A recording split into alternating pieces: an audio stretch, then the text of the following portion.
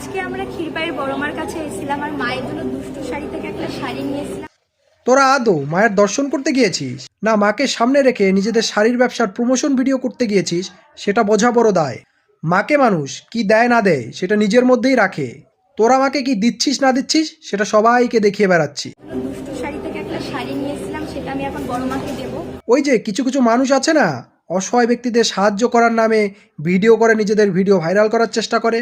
তোরাও সেই একই কাজ করছিস, মাকে সামনে রেখে নিজেদের শাড়ির ব্যবসাটাকে তুলে ধরছি। সত্যি পারিসও বটে তোরা, মাকে নিয়েও ব্যবসা। ছি, এই দেখো হচ্ছে বড় মা, এত বড় যে ফোনেও আসছে না। তোদের মোবাইলে কেন, তোদের মনেও মার জায়গা হবে না।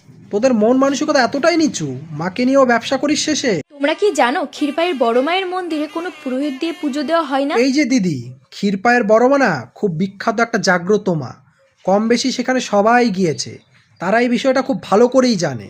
এইসব বাতেলা মেরে ভিউজ কামানোর কোনো মানে হয় না তো।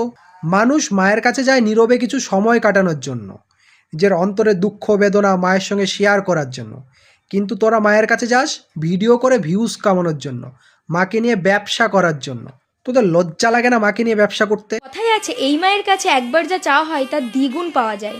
তোরা এটা খুব ভালো করেই জানিস মায়ের কাছে কিছু চেলে সেটা ডবল পাওয়া যায়, কিন্তু এটা জানিস না যে মাকে নিয়ে ব্যবসা করতে হয় না, এটা তোরা জানিস না, তাই না? আজব সত্যি।